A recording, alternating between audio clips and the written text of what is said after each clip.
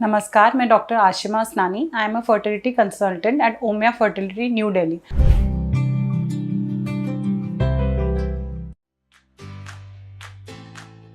Subscribe to Omia Fertility and press the bell icon to never miss an update. आज हम बात करने जा रहे हैं बहुत ही कॉमन प्रॉब्लम जो फीमेल्स को लगता है कि मेरी ओवरी में एक सिस्ट है। आज जानते हैं क्या है ये ओवेरियन सिस्ट जो लोगों को इतना परेशान कर रही है, कैसे ये आपकी फर्टिलिटी को इफेक्ट कर सकती है। बेसिकली ओवेरियन सिस्ट क्या है? एक पानी का बुलबुला है जो आपकी ओवरी में होता है। ओवरी बेसिकली जो आपका वूम या यूट्रस या बच्चेदानी होती है, उसके साइड में 2 अंडेदानियाँ होती हैं या उनको ओवरी कहते हैं, जो बिल्कुल छोटी एक आलमंड साइज शेप में होती है। कभी कभी इसमें कुछ पानी की फ्लूइड फिल्ड सिस्ट बन जाती हैं जिन्हें ओवेरियन सिस्ट कहा जाता है। इसमें कोई इतनी घबराने की बात नहीं है। ये बहुत बार मेंस्ट्रुअल साइकिल्स में रूटीन अल्ट्रासाउंड्स में भी देखा गया है कि ओवेरियन सिस्ट है। जनरली ये कोई सिम्टम्स नहीं करती और 3 से 4 महीने या मेंस्ट्रुअल साइकिल्स में ये गायब हो जाती है। बट कभी कभी ये जब फ्लूइड फिल्ड सिस्ट है ये बर्स्ट हो जाए या ये ट्विस्ट हो जाए तो ये कुछ सिवियर सिम्टम्स कर सकती है और आपको परेशानी दे सकती है।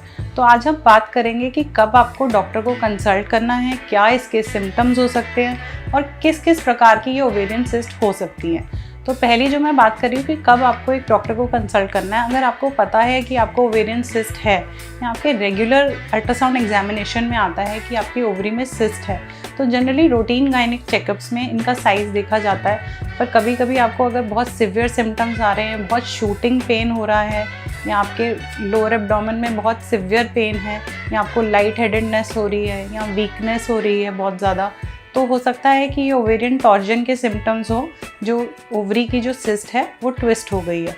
अब जो नॉर्मली आप ये ओवेरियन सिस्ट के सिम्टम्स हो सकता है कुछ भी सिम्टम नहीं हो, और जो कुछ सिम्टम्स आप फील कर सकते हैं वो है कि आपके एब्डोमेन में निचले हिस्से में कोई फुलनेस है, ब्लोटिंग है या एक डल एक है या आपकी मेंस्ट्रुअल साइकिल्स में वो इरेगुलरिटी कर रहा है, पीरियड के साथ आपको क्रैम्प्स आ रहे हैं। तो ये सब सिम्टम्स हैं जो कहीं दर्शा सकते हैं कि हाँ शायद मेरी ओवरी में एक सिस्ट है। अब ये किस किस प्रकार की सिस्ट होती है और ये बनती कैसे है सिस्ट, इस बारे में बात करते हैं। जो ओवरी है उसमें पूरी मेंस्ट्रुअल साइकिल्स में आपका जो है फॉलिकल्स बनते हैं, उसमें से एग रिलीज़ होता है। तो कुछ सिस्ट होती हैं जिन्हें फंक्शनल सिस्ट बुलाया जाता है। फंक्शनल सिस्ट में क्या होता है, जब आपका जो है फॉलिकल जो है जिसमें से एग रप्चर होता है, वो फॉलिकल में से अगर एग जो है रप्चर होकर बाहर नहीं आए तो वो एक फ्लूइड फिल्ड सिस्ट बना देता है जिसे फॉलिकुलर सिस्ट कहते हैं। और कई बार फॉलिकल रप्चर होने के बाद जब कॉर्पस ल्यूटियम फॉर्म होता है तो हो सकता है उसकी जो ओपनिंग है वो ब्लॉक हो जाए, तब वो एक कॉर्पस ल्यूटियम सिस्ट बनाते हैं। ये जो सिस्ट हैं ये फंक्शनल सिस्ट है और कुछ महीने में 2-3 मेंस्ट्रुअल साइकिल में ये गायब हो जाती हैं। अब बात करते हैं क्या और भी प्रकार की सिस्ट हो सकती हैं। हाँ, कुछ प्रकार की और सिस्ट हैं जिन्हें कहते हैं, जैसे एक सिस्ट एडेनोमा नाम की सिस्ट है जो ओवरी के जो ऊपरी सेल्स हैं, जनरली ये म्यूकस फिल्ड सिस्ट होती हैं और ये कई बार काफ़ी बड़ी भी हो सकती हैं।